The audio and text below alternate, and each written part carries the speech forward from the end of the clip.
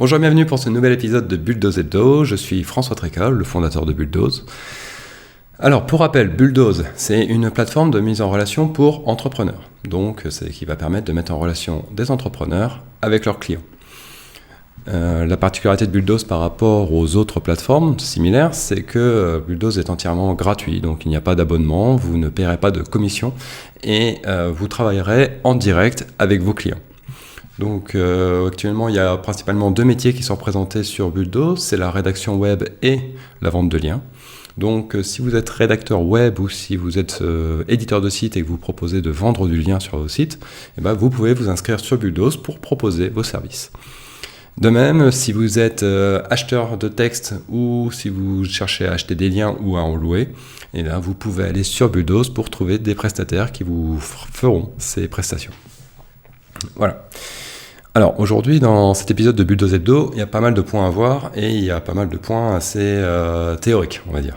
Donc je vais essayer d'expliquer les choses simplement parce que ça va être un petit peu plus abstrait que d'habitude. Alors, on va commencer par un point qui est assez simple, ça va être le débugage. Les petits débugages que j'ai fait sur Bulldoze, donc ça va être vite fait. Je vais vous expliquer qu'il y a eu une migration de concept sur Bulldoze, donc là c'est un point qui est vraiment du développement. Donc je vais essayer de vous expliquer ça simplement, parce que ça me paraît quand même assez intéressant. Je vais répondre à quelques questions qu'il y a eu sur l'automatisation de mes process, donc de mon entreprise à moi. Et il y a eu des réflexions aussi sur le prix du communiqué qui semble extrêmement cher à certains, pas du tout cher à d'autres. Donc on va essayer de voir un petit peu ce prix, est-ce que finalement c'est cher ou pas cher. Et du coup j'ai une autre question auquel je vais répondre, c'est est-ce que moi je serais prêt à payer finalement 50 centimes pour avoir une vue de mon émission Bulldoze Hebdo sur Bulldoze? Donc est-ce que je serais prêt à payer pour être visible sur mon propre site? C'est intéressant. On va aussi parler de la notification des communiqués, parce que ça c'est un point qui a fait réagir, parce que je vais vous expliquer pourquoi. Et enfin, on fera un point sur les stats.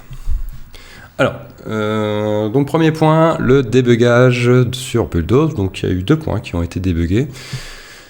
Un point qui était deux points assez simples. Le premier, c'était que lorsqu'on faisait un copier-coller d'un texte à partir de Google Doc sur l'interface de Bulldoze pour livrer un texte, donc là c'est vraiment un bug qui concernait les rédacteurs, et ben, la mise en gras qui était faite sur Google Doc disparaissait sur Bulldoze suite à l'enregistrement. Donc voilà, donc ça c'est un point qui a été résolu. Désormais, le gras qui a été fait sur Google Doc est conservé sur Bulldoze. Donc ça c'est plutôt positif pour ceux qui travaillent, qui rédigent leur texte via Google Doc. Deuxième point qui a été débugué, c'est quelqu'un qui m'a fait remarquer qu'on ne pouvait pas faire de liste de ses rédacteurs préférés. Donc, alors en effet, il faut savoir qu'on peut faire des listes de personnes sur Bulldoze. Tout en bas de la fiche profil, vous avez un petit bloc qui permet d'ajouter la personne à des listes. Donc j'avais coupé à un moment donné cette option parce qu'il me semblait que ça générait des bugs. Et en fait j'ai oublié de la remettre tout simplement. Donc j'ai remis cette option là. Donc maintenant vous pouvez refaire des listes de personnes. Et du coup cette personne m'a fait remarquer que c'était pas évident d'accéder à la liste. Et en effet il n'y a pas un onglet liste dans le menu qui permet de la retrouver facilement. Donc je vais essayer d'améliorer ce point là.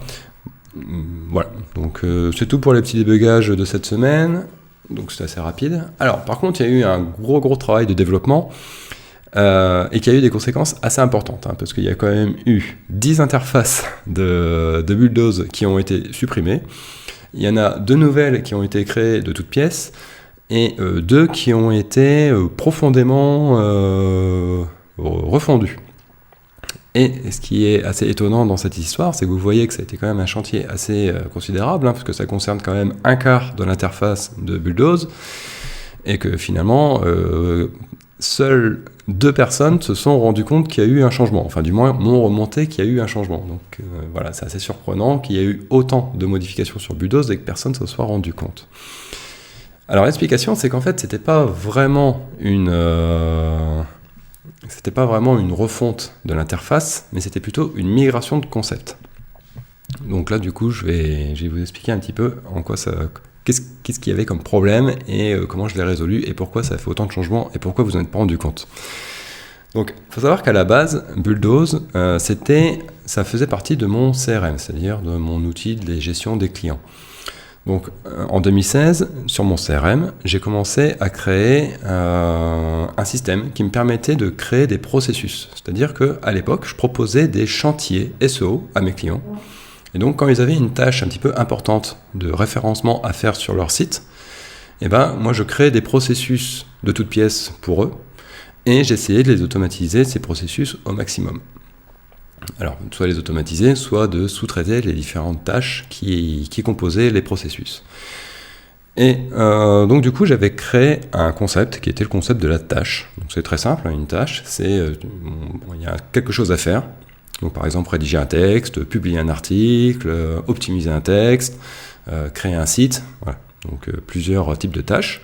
Et on prenait une tâche et on l'affectait à un prestataire ou à moi, en fait, parce que moi, je suis tout seul dans mon entreprise.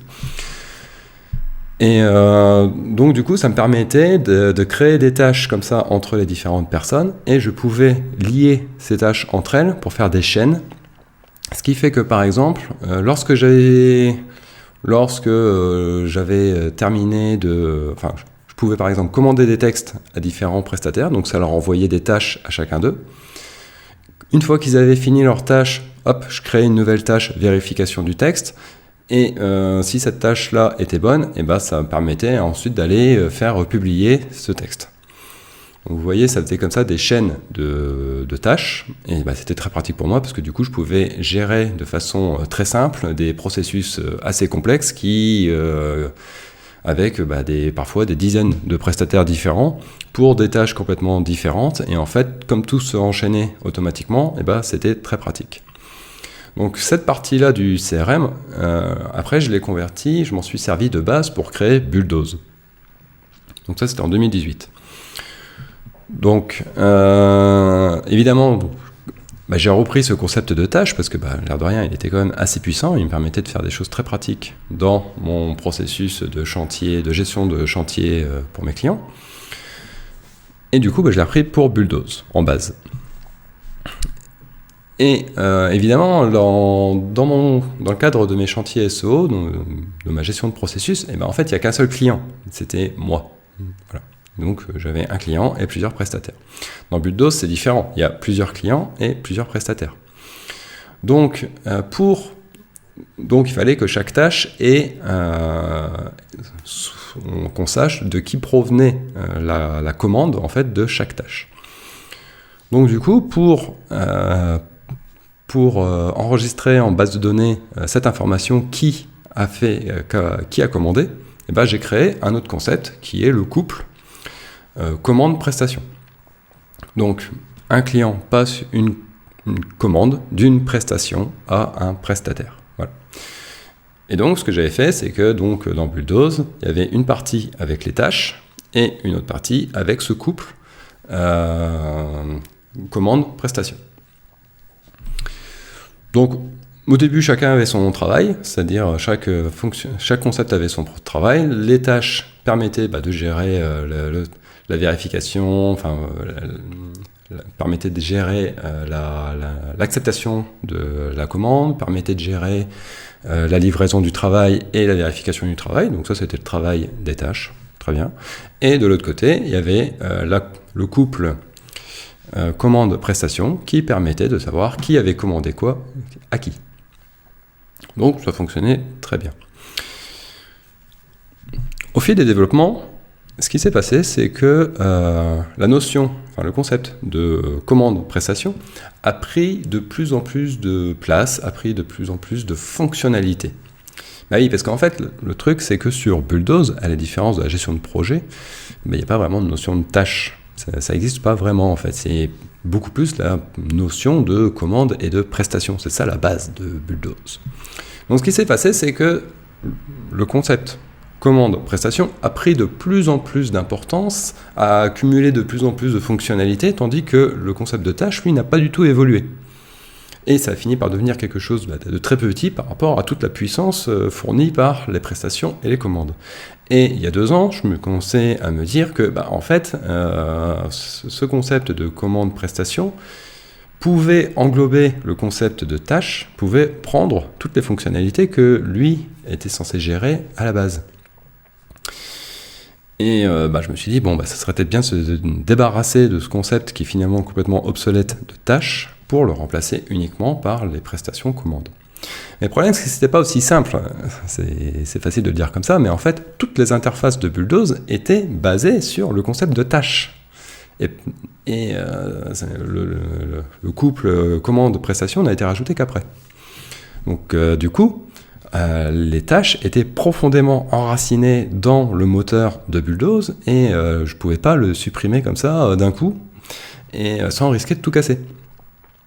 Donc du coup, ce que j'ai fait, c'est que pendant quand même 2 ans, j'ai commencé à migrer toutes les fonctionnalités qui étaient dans les tâches, je les ai mises également dans les prestations et commandes. Ce qui fait qu'à un moment donné, il y avait les informations qui étaient dans les tâches et dans les prestations commandes qui étaient en simultané, synchronisées. Donc quand on faisait une modification, par exemple, sur une commande d'un texte, ça a modifié non seulement sur les tâches, mais également dans le couple prestation-commande. Il y avait des informations en double. Ça, c'est super dangereux en informatique. Il ne faut surtout pas avoir des informations en double. Parce que tant que ça marche, ok, c'est cool, mais si ça commence à se désynchroniser un jour, c'est-à-dire que il y a eu un loupé dans le fait d'enregistrer une information d'un côté ou de l'autre, en fait, c'est désynchronisé, et là, ça commence à générer des bugs, et des bugs qui sont super chauds à corriger. Donc du coup, j'ai réussi pendant 2 ans à synchroniser bien les deux, et un petit peu à la fois à sortir les tâches des différentes interfaces. Alors, il donnait de moins en moins d'importance. Mais là, il me restait quand même un gros point à faire, et pour me débarrasser définitivement des tâches. Et j'étais pas très motivé pour le faire, parce qu'en fait, c'était quand même assez chaud. Et en fait, là, ce dont je vous parlais il y a 2 secondes, sur la synchronisation des tâches, en fait, il y a eu un rédacteur qui a subi une désynchronisation. Et du coup, ce qui faisait que, en fait, il avait, dans sa barre de menu, c'était marqué qu'il avait 11 tâches à réaliser, mais quand il allait dans l'interface, pour voir ces 11 tâches, en fait, il n'y en avait que 4 qui étaient... il n'y avait que 4 commandes qui correspondaient, qui étaient affichées. Donc voilà, c'était désynchronisé. Donc là, j'avais le choix, soit j'essayais de rétablir la situation pour synchroniser, mais bon, je me rendais bien compte que c'était un petit peu idiot, parce que déjà ça allait être compliqué, et en plus, j'aurais encore eu le problème plus tard, ou alors j'en finissais avec le concept de tâche, et je refondais toutes les interfaces qui correspondaient à ce concept-là. Donc c'est le choix que j'ai fait, du coup, cette semaine. Donc du coup, ce week-end et cette semaine, j'ai pas mal bossé sur toutes les interfaces qui étaient encore très fortement liées à cette notion de tâche, et je les ai, la plupart d'ailleurs, je les ai supprimées, tout simplement. Je les ai remplacées par des interfaces qui prennent bien en compte les commandes et les prestations. Donc c'est pour ça que les interfaces qui sont liées à ces commandes et à ces prestations, maintenant, vous verrez qu'elles ont été refondues, et qu'il y a un petit peu plus d'options, des fois. Mais bon, normalement, c'était assez transparent pour vous, vous n'avez pas dû vous en rendre compte. Et j'ai refait aussi intégralement toute la partie lorsque vous êtes client sur l'achat de liens et la location de liens. Mais normalement, c'est pareil, vous n'avez pas dû vraiment faire attention à ce changement-là. Parce que finalement, il n'y avait pas beaucoup de différence au niveau de l'interface graphique. Donc voilà, vous voyez, c'est un peu théorique, hein. Là c'est vraiment, on est dans le moteur de Bulldoze, mais bon, j'avais envie de vous montrer ça parce que en fait, voilà, c'est ce que j'ai fait cette semaine, et puis c'est Bulldoze Hebdo, donc moi j'ai envie de vous présenter ce que je fais pendant la semaine, et c'est ça que j'ai fait, donc voilà, je voulais vous présenter ça aussi pour vous faire rentrer un petit peu dans le moteur. Alors, je vais vous parler maintenant, 3e point sur... Ah oui. Excusez-moi, je regardais mes notes. Donc, est-ce un choix de ta part, donc 3e point, est-ce un choix de ta part de ne pas avoir automatisé la facturation et les relances d'impayés? Donc là, la semaine dernière, je vous ai expliqué ce que je faisais en début de mois, c'est-à-dire que j'envoie des factures, Je renvoie des impayés, je propose à mes clients de renouveler les services qu'ils ont pris chez moi sous format d'abonnement, etc. Et donc, il y a un de mes copains qui m'a fait remarquer, qui est très à cheval sur l'automatisation lui aussi, qui m'a fait remarquer que je pouvais aller plus loin dans l'automatisation. Et il a raison. Par exemple, typiquement, les relances d'impayés, je pourrais le faire absolument automatiquement. Et le paiement des factures, je pourrais aussi l'automatiser. Donc en fait, les gens, ils auraient qu'à cliquer sur un bouton, saisir leur carte bancaire et faire le paiement. Alors, il a raison, c'est tout à fait vrai. Mais en fait, le souci que j'ai dans ces cas-là, c'est que en fait, l'automatisation des processus, c'est quelque chose qui coûte extrêmement cher. Alors, moi, ça me coûte rien parce que c'est moi qui développe, mais ça me coûte cher en temps. Et l'air de rien, c'est pas du tout évident à mettre en place. Après, il y a aussi de la maintenance. Bon, bref. Donc, c'est pas toujours aussi simple que ça. Et du coup, si j'essaie de faire ce type d'automatisation-là, donc par exemple le paiement en ligne, je suis pas sûr je suis pas certain d'avoir un retour sur investissement qui soit très rapide. Alors forcément, au bout d'un moment, je vais avoir mon retour sur investissement, je vais récupérer de l'argent. Mais bon voilà, c'est beaucoup de travail, je préfère me concentrer sur Bulldoze. Alors après, il faut savoir aussi autre chose, c'est que si on fait du paiement en ligne, il va certainement y avoir des commissions à payer sur les frais de transaction. Enfin, il va y avoir des frais de transaction. Et moi, je suis pas super chaud pour donner de l'argent à PayPal, à Stripe ou Strip, je sais pas comment on dit. Voilà, je suis pas très chaud. Moi, je vois pas l'intérêt pour moi de payer des commissions sur des frais de transaction. Bon. Donc voilà, donc tout ça mélangé me donne pas très envie d'automatiser ce point du paiement. Alors du coup, c'est pareil, la relance d'impayé, en fait, je pourrais très bien contenter d'appuyer sur un bouton puis ça envoie toutes les relances. Sauf que du coup, comme je n'automatise pas le paiement, et du coup, je reçois le paiement de façon... En fait, il faut que je pointe sur mon relevé de banque si le paiement a été reçu. Et des fois, en fait, comme c'est une action manuelle, et des fois je me trompe et je pointe mal. Et du coup, j'ai bien été payé, mais sur mon CRM, il y a l'information comme quoi j'ai pas été payé. Et du coup, je risque d'envoyer une relance d'impayé à un client alors qu'en fait, il a payé. Ce qui est toujours extrêmement désagréable pour le client, forcément, parce que lui, il se dit, mais attends, il me prend pour un voleur. En plus, il se dit, si je l'ai payé, c'est un guignol. Bon, alors du coup, je fais assez attention sur ce point-là de n'envoyer une relance d'impayé que quand, effectivement, il y a bien un impayé. Donc, voilà. Donc voilà, c'est pour ça que je suis obligé en fait, je ne peux pas automatiser la relance d'impayé parce que je n'automatise pas le paiement. Bon, après voilà, c'est un choix. Peut-être que ça changera plus tard, peut-être qu'à un moment donné, je me dirai, non, il y a trop de paiements, il faut que j'automatise. Et puis voilà, j'aurai plus tous ces problèmes-là, et puis ça ira plus vite. Donc voilà, c'était une petite parenthèse en réponse à la question. Une autre question me fait remarquer que 50 centimes pour une vue d'un communiqué, c'est très cher. Alors, et puis d'autres personnes qui me disent que non, c'est pas du tout cher en fait pour le service qui est rendu, c'est rien du tout. Alors du coup, est-ce que c'est cher ou est-ce que c'est pas cher ? Et là on rejoint une question qui est toujours un petit peu compliquée pour tous les entrepreneurs, c'est quel prix je propose à mes clients ? Alors, déjà, il faut savoir que le prix, c'est une information qui est extrêmement complexe. Il y a beaucoup d'informations dans un prix et il va falloir répondre à toutes les questions qui sont posées par les différentes questions à mettre sur un prix pour le déterminer.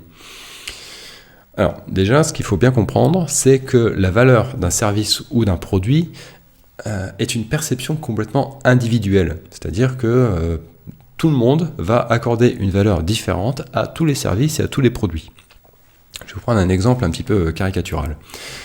Moi, par exemple, j'ai aucune envie d'avoir une Ferrari. Voilà, pour moi, une Ferrari, ça vaut 0. Je suis pas prêt à payer pour avoir une Ferrari. C'est un objet qui est pas pratique pour moi. J'ai une famille avec 2 enfants, donc une Ferrari, a priori, ça a 2 places. Donc je sais pas. Peut-être que ça en a 4, mais bon, en tout cas, c'est pas vraiment prévu pour la famille, donc ça n'intéresse pas trop. Ça m'est pas très utile. Je sais très bien que je vais attirer la jalousie de certaines personnes, que je vais attirer des voleurs. Il va falloir payer une assurance très chère, un entretien très cher. Bref, une Ferrari, pour moi, c'est plus un boulet que vraiment un plaisir. Donc je serais prêt à payer 0 pour avoir une Ferrari. Par contre, il y a beaucoup de gens qui ont envie d'avoir une Ferrari pour avoir une belle voiture, parce que voilà, c'est une reconnaissance sociale, voilà, ils se disent ce qu'ils veulent. Et eux, ils seront prêts à payer peut-être 20 000, 30 000, 40 000, 100 000 euros, je ne sais pas combien ça vaut. Mais en tout cas, ils seraient prêts à donner beaucoup d'argent pour avoir une Ferrari. Bon, très bien, c'est leur choix. Donc vous voyez, à travers cet exemple assez simple, que la valeur qu'on est prêt, le prix qu'on est prêt à payer pour une chose varie complètement de facteurs qui n'ont rien à voir avec la qualité du produit, avec le temps que ça a demandé pour être construit, voilà. Donc, c'est pour ça que le prix, c'est tellement compliqué à déterminer. À combien je dois vendre une Ferrari pour que les clients soient prêts à l'acheter ? Et en fait, le prix de vente de l'objet lui-même va faire que les gens l'achètent ou pas. Parce que si la Ferrari, elle était à 20 000 euros, peut-être qu'il y aurait beaucoup moins de clients finalement. Parce que finalement, c'était pas pratique. Et si ça permet pas de dire au reste du monde, vous voyez, j'ai beaucoup d'argent, les gens, ils l'achèteront pas. Voilà, c'est tout ça. Donc il y a tout ça dans le prix. Donc l'air de rien, c'est pas évident. Donc du coup, pour revenir à mon prix du communiqué. Alors 50 centimes c'est trop cher ou pas ? Alors le principal intérêt des communiqués en fait ça va être de vendre un service ou un produit à des gens ou alors de recruter des personnes. Le recrutement a un coût, ça coûte cher, ça réclame du temps et de l'argent. Donc par exemple pour un produit, imaginons par exemple je prends l'exemple de Your Text Guru parce que c'est un outil que j'utilise et que je paye. Donc Your Text Guru ça vaut 80 € par mois. Donc c'est un outil d'aide à la rédaction. Imaginons que Your Text Guru décide de payer un communiqué sur Bulldoze pour communiquer avec les rédacteurs pour présenter leur outil. Et imaginons que grâce à ce communiqué, Your Text Guru arrive à convertir 1% des lecteurs en clients. Donc voilà, en gros, ça veut dire que si le vu est à 50 centimes, 100 vues, ça va leur coûter 50 €. S'il convertit à 1%, donc il va y avoir un abonnement qui va être acheté. Et donc la conclusion, c'est que pour 50 € d'investis dans de la visibilité sur Bulldoze, ils vont avoir un client qui vont leur donner 80 € par mois. Donc là, du coup, c'est plutôt une bonne affaire, parce que voilà, finalement, 1% de conversion, c'est pas énorme. Et donc pour 50 €, ils vont avoir une personne qui va donner à peu près 1 000 € par an. Donc c'est pas du tout négligeable. Et l'investissement est largement amorti, l'investissement en visibilité est largement amorti. Donc je pense que dans ce cas-là, avec ces chiffres-là, ça poserait aucun problème à Your Text Guru de payer 50 centimes par vue. Bon, alors c'est un exemple, les perronnés, voilà, vous n'êtes pas obligé de répondre. Et donc vous voyez que dans ce cas-là, ça serait 50 centimes, du coup, dans ce cas-là, c'est pas cher. Alors après, attention, par exemple, si les Your Text Guru faisaient la même publicité, mais sur Facebook, et que cette fois-ci, ça leur coûtait, un nouvel utilisateur leur coûterait 20 €. Et du coup, ils se diraient, déjà, on va pas acheter chez Bulldoze, mais on va plutôt acheter chez Facebook. Logique. Et finalement, dans ce cas-là, il dirait, finalement, Bulldoze, c'est cher, parce que sur Facebook, j'ai le même résultat pour 20 €. Voilà. Donc, du coup, vous voyez qu'il y a encore des paramètres qui rentrent en jeu, la concurrence. Donc, alors, à un moment donné, quand même, il faut décider d'un prix. Parce que, à la limite, on pourrait négocier à chaque fois le prix de tout ce qu'on propose. En tant qu'entrepreneur, on pourrait négocier à chaque fois avec chaque client, tiens, pour toi c'est plutôt intéressant ça, du coup je te le fais à 50 les 100 vues, toi c'est plutôt intéressant, moins intéressant, je te le fais à 20 € les 100 vues, etc. Mais là on perd un temps fou, c'est pas possible. Les frais de transaction seraient trop élevés en temps, le temps de négociation. Donc à un moment donné, il faut quand même mettre une étiquette et choisir un prix. Donc là pour l'instant, j'ai choisi de mettre 50 centimes. Bon. Voilà. Donc vous voyez, c'est discutable, mais bon voilà, je me suis dit voilà, pour 50 centimes, au moins moi ça me permet, si j'ai un client, pour moi ça vaut le coup de bien m'en occuper, je peux prendre un petit peu de temps pour faire bien les choses avec lui. Voilà, c'est ça qui est aussi derrière l'idée du 50 centimes, j'ai le temps de travailler sur le communiqué avec le client. Alors c'est pour ça qu'à terme, je voudrais mettre un système de vente aux enchères du communiqué. c'est-à-dire exactement comme Google le propose. Alors je sais pas, je pense que c'est à peu près le même système sur Facebook. Donc plus une personne proposera cher pour avoir des vues, et plus elle sera prioritaire pour être affichée rapidement. Et donc là, du coup, l'avantage de ces systèmes-là, c'est que ça permet à chacun de proposer un prix qui corresponde à la valeur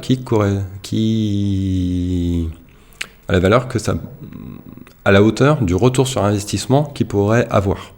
Donc c'est ça le gros avantage de l'enchère. Du coup, je peux avoir beaucoup de clients qui proposent leur prix, et finalement, ça va faire un prix de marché qui va fluctuer en fonction des besoins des différents clients. Donc ça, c'est plutôt pas mal. Bon, alors évidemment, un système de vente aux enchères, c'est pas évident à développer, hein, ça se fait pas comme ça, tranquille. Donc du coup, j'attends un petit peu d'avoir des retours, d'avoir déjà des premiers clients pour roder un peu le système.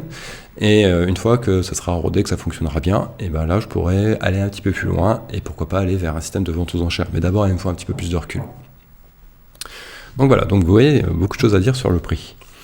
Alors du coup, il y avait une autre question intéressante, c'est le 5e point. Est-ce que moi je serais prêt à payer pour que Bulldoze Hebdo soit visible sur Bulldoze pour payer 50 centimes par vue? Donc la réponse c'est non. Non, je ne paierai pas 50 centimes pour que Bulldoze Hebdo soit visible sur Bulldoze. Mais je ne paierai pas non plus sur d'autres plateformes. En fait, faut savoir que moi, à titre personnel, j'ai jamais acheté de visibilité sur les différentes plateformes. Je n'achète pas de la vue. C'est quelque chose que je ne fais pas. Tout simplement parce que j'ai une philosophie peut-être un peu extrême qui consiste à dire en fait si quelque chose n'est pas visible sur les réseaux sociaux ou sur les plateformes, c'est que cette chose n'est pas prête, n'est pas encore assez mature. Et en fait on sait quand un produit est prêt, il est mature pour le marché, lorsque les gens ils commencent à en parler tout seuls sur les réseaux sociaux. Donc c'est pour ça que moi je cherche pas spécialement pour l'instant à pousser Bulldoze sur les différentes plateformes. Je sais qu'à un moment donné, si c'est un bon outil, les utilisateurs en parleront d'eux-mêmes très facilement. Donc pour l'instant, je considère que ce n'est pas le cas suffisamment. Alors, on va revenir sur cette notion de retour sur investissement. Moi, par exemple, peut-être que je serais prêt à acheter de la visibilité sur Bulldoze ou sur d'autres plateformes pour Bulldoze, à condition d'avoir un retour sur investissement. Exactement ce que j'ai dit tout à l'heure. Combien de vues il faut pour créer un nouvel abonné qui va rapporter de l'argent. Donc si à un moment donné, je suis capable de dire, voilà, un nouvel inscrit sur Bulldoze, ça me rapporte, je sais pas moi, par exemple, 40 € par an, voilà, imaginons. Et combien je suis prêt à payer, du coup, pour avoir des nouveaux inscrits. Et par exemple, peut-être que si un inscrit me rapporte 40 € par an, je serais prêt à payer 40 €, tiens, voilà, jusqu'à 40 € pour avoir ce nouvel inscrit, sachant que l'année suivante, il sera rentabilisé. Donc actuellement, c'est pas le cas avec Bulldoze Hebdo. Avec Bulldoze Hebdo, aujourd'hui, je peux pas me faire cette mesure-là. Je peux pas dire, une personne me rapporte tant, tout simplement, parce que pour l'instant, un utilisateur de Bulldoze me rapporte rien. Tant qu'il n'y a pas des clients qui achètent des communiqués, voilà, les utilisateurs me rapportent rien. Et donc du coup, je suis encore moins prêt à payer. Alors, j'ai regardé un petit peu mes notes si j'ai prévu de vous dire autre chose. Ouais, ça l'ai dit. Ok. Donc voilà, donc non, actuellement, je ne serais pas prêt à payer 50 centimes par vue pour que Bulldoze Hebdo soit visible. Peut-être qu'un jour, ça sera le cas. Alors, tiens, puisqu'on en parle, si vous appréciez Bulldoze Hebdo, n'hésitez pas à vous abonner à la chaîne YouTube et à partager ces vidéos sur les différents réseaux sociaux que vous préférez. Ça me fait toujours plaisir. Alors, 6e point, la notification des communiqués pousse au clic. Et le risque, c'est que déjà, les gens... J'avais dit dans la précédente vidéo que chaque jour, je mettrais une notification pour dire qu'il y a un communiqué qui est visible. Et donc, en fait, clairement, c'est aussi... Donc cette invitation à cliquer, c'est un petit peu un pouce au clic pour dire, voilà, si vous cliquez, vous n'aurez plus la petite notification. Et il y a des gens qui m'ont fait remarquer que c'était pas très bien, parce que forcément, c'était pas... forcer les gens à aller voir une publicité, voilà, c'est pas non plus super cool. Et ils ont raison. Donc du coup, je me dis, bon, je vais peut-être pas faire, pour les communiqués sponsorisés, je vais peut-être pas passer par une notification qui sera affichée et sur laquelle on devra cliquer pour ne plus la voir. Bon, alors attention, hein, je m'engage pas trop. Je vais peut-être essayer plutôt de mettre afficher un résumé de chaque communiqué sur le tableau de bord. Donc quand les gens se connectent, ils vont sur un tableau de bord et ils verront la liste des communiqués. Et s'il y a des communiqués qui les intéressent, ils pourront cliquer dessus pour les lire. Voilà, ça sera moins intrusif. Vous serez moins obligé d'y aller. Bon, alors ça c'est... je ferai des tests à ce niveau-là. Est-ce que si j'applique ce genre de format-là, est-ce que finalement les utilisateurs vont aller consulter les communiqués ? Si je constate que c'est pas du tout le cas, je ferai peut-être un petit peu plus de forcing. Mais c'est vrai que ça serait mieux que je ne sois pas obligé de passer par ce système de notification. Par contre, je vais laisser la notification pour Bulldoze Hebdo. Ça, je vous en ai déjà parlé la semaine dernière, parce que en fait, je me suis rendu compte que lorsque les nouveaux membres arrivaient sur Bulldoze et qui cliquaient sur la notification pour voir le communiqué, ça changeait leur comportement parce qu'ils voyaient qu'il y avait quelqu'un qui gérait Bulldoze. Et du coup, ils avaient tendance à avoir un meilleur comportement. Donc cette notification-là, je préfère la laisser. Et ça me semble aussi important que je garde un lien avec un petit peu... forcé, j'avais envie de dire, avec les utilisateurs de Bulldoze pour qu'ils se rappellent que je suis là et que je surveille. Donc c'est pour ça que ça me semble intéressant que Bulldoze Hebdo reste visible avec un communiqué. Avec une notification, pardon. Donc voilà, sur les communiqués sponsorisés, je vais essayer de ne pas mettre de notification. Mais si ça rapporte vraiment rien et qu'à un moment donné j'ai besoin d'argent, peut-être que je mettrai quand même la notification. Sur le communiqué dédié à Bulldoze Hebdo, j'ai besoin que les gens conservent un bon comportement sur Bulldoze. J'ai repéré que ça allait mieux quand ils voyaient ma vidéo, donc je vais le laisser. Voilà. Alors, dernier point sur les stats. Alors, il y a eu... au niveau de la rédaction, il y a eu 135 commandes de texte pour un chiffre d'affaires de 1412 €. Il y a 20 clients qui ont validé le travail de 25 prestataires. Donc voilà, ça reste dans les statistiques habituelles de la rédaction. En location de liens, il y en a eu 0 cette semaine. Donc voilà, rien de plus à dire. Et au niveau des articles sponsorisés, il y a eu 3 articles sponsorisés qui ont été validés pour un chiffre d'affaires de 80 €, et c'est 3 clients qui ont commandé auprès de 3 prestataires. Il y a 27 sites qui ont été ajoutés à la base, au catalogue des sites de Bulldoze pour la vente de liens, et qui ont été ajoutés par 5 éditeurs. Donc merci à vous pour votre confiance. Ça fait plaisir. Au total, il y a 1888 sites dans le catalogue de Bulldoze pour le netlinking. Donc voilà qui termine cet épisode de Bulldoze Hebdo. J'espère que, vous voyez, ça a été un petit peu plus théorique cette semaine. Et j'espère que ça vous a plu. N'hésitez pas à partager cette vidéo si ça vous intéresse. N'hésitez pas à vous abonner à la chaîne si vous voulez être notifié par YouTube cette fois-ci, à la prochaine vidéo.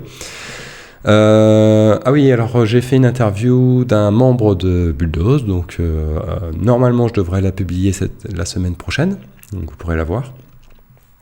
Donc c'est une nouvelle série qui s'appelle Les Cafés Bulldoze, et je vous inviterai à aller consulter la vidéo. Voilà. Donc je vous remercie pour votre attention, et puis je vous souhaite un bon week-end. Allez, à plus, salut.